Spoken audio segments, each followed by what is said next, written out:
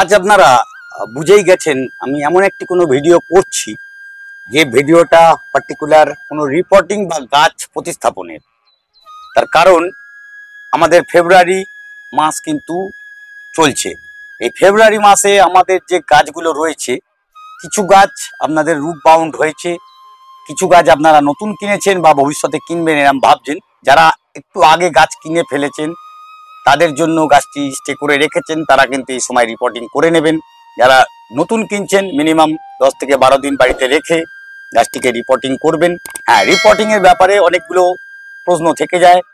কত বড় পট সিলেকশন করব, এখানে একটা বড় প্রশ্ন।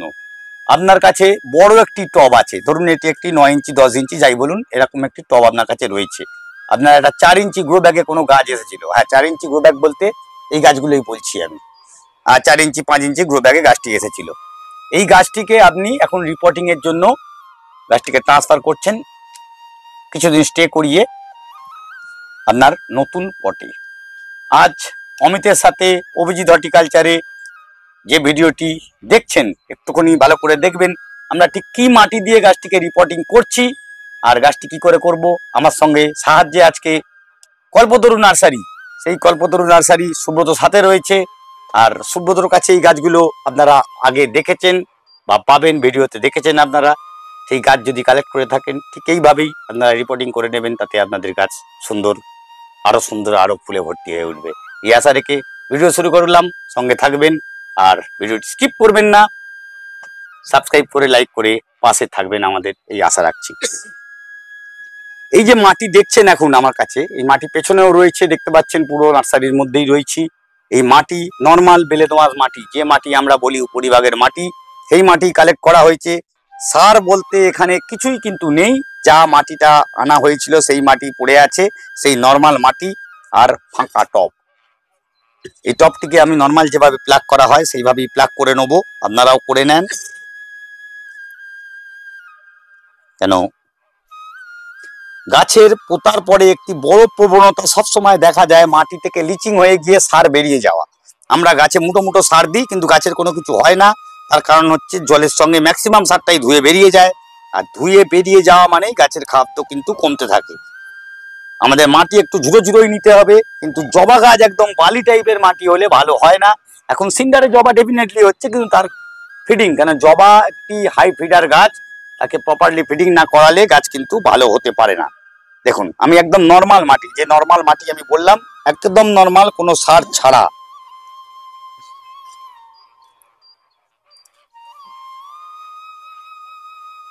আর এই যে 5 ইঞ্চি পর থেকে ডাইরেক্ট 10 ইঞ্চি দেওয়া যাবে কি?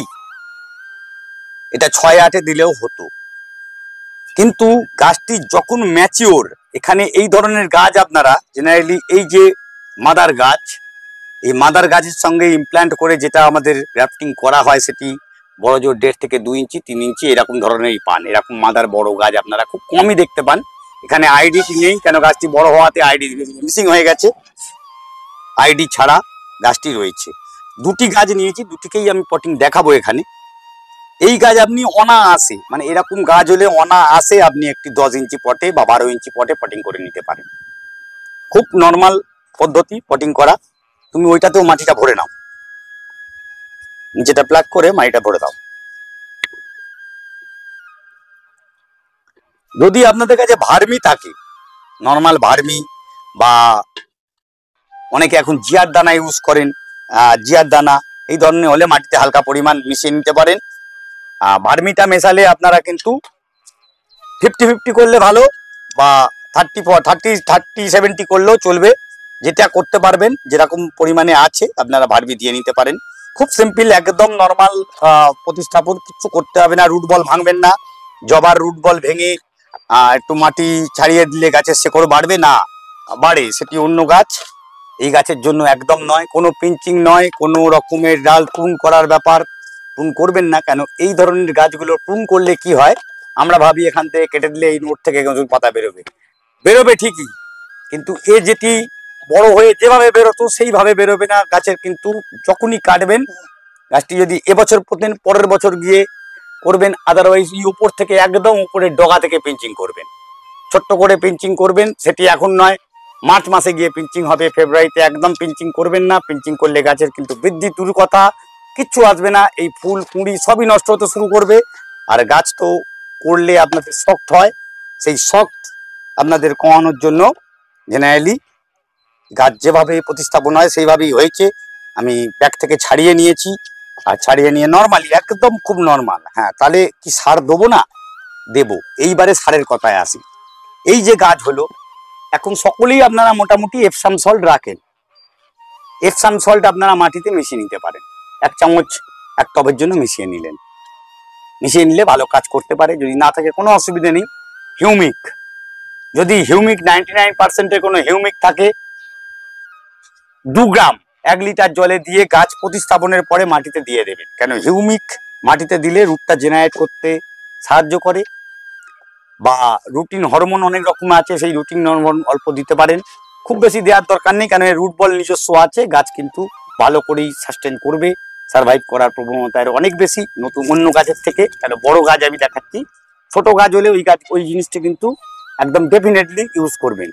এবার আসি সারের কথায়। সার বলতে এই যে হাড়গুঁড়ো সিংকুচি মিক্স সার যেটা আমরা বলি, এটা উইদাউট ডিকম্পোস্টিং করা, শুধুমাত্র মিক্স করে পড়েছিল, তাতে করে ড্যাম্প হয়ে যেটুকুনি মিক্স হয়েছে, আদারওয়াইজ কোনো রকম ডিকম্পোস্টিং করা হয়নি। তার মানে এই সার যখনই জল পড়বে হিট জেনারেটের প্রবণতা বাড়বেই 100%।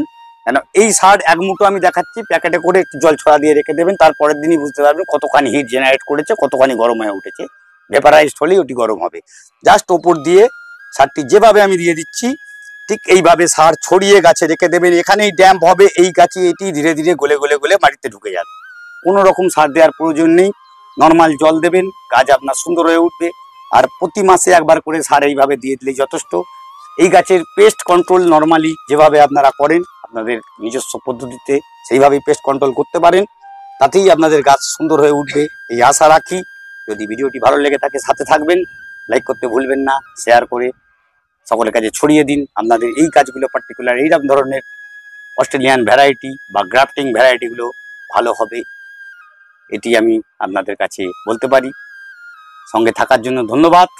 আর সুব্রতকে বলবো, সুব্রত যদি এই কাজ তোমার কাছে আসে, কাস্টমার দেখেছে তোমার আগের ভিডিওতে এই গাছগুলো রয়েছে, কেউ যদি পটিং করে দিতে পারে, পটিংটা করে দিতে পারবে তো? এটা তো একদম পটিং করেও দিতে পারে। আপনারা ফোন করে আগে থেকে একটু জানিয়ে দেবেন এই গাছটি নিতে যাবো, তাতে 2 দিন আগে আপনার জন্য পটিং করে রাখলে আরো ভালো হবে। গাছটি একটু মাটিটা সেট করে যাবে, নিয়ে যেতে সুবিধা হবে। আর যারা নিজেরা করে নিতে পারবেন কোনো অসুবিধা নেই, গাইডলাইনের জন্য আমরা রয়েছি। যে কোনো সময় ফোন করতে পারেন 9913855170। আমি অমিত, ডাইরেক্ট ফোন করবেন। এছাড়া অভিজিতের নাম্বারও আপনাদের ডেসক্রিপশনে দেওয়া রয়েছে, আমাদের কাছে ফোন করে জেনে নিতে পারেন। সমস্ত গাইডলাইন জন্য সবসময় আমরা আছি, ফিডব্যাক পাবেন এই আশা রেখে আজকে ভিডিও এখানে শেষ করলাম। সঙ্গে থাকবেন। নমস্কার। নমস্কার।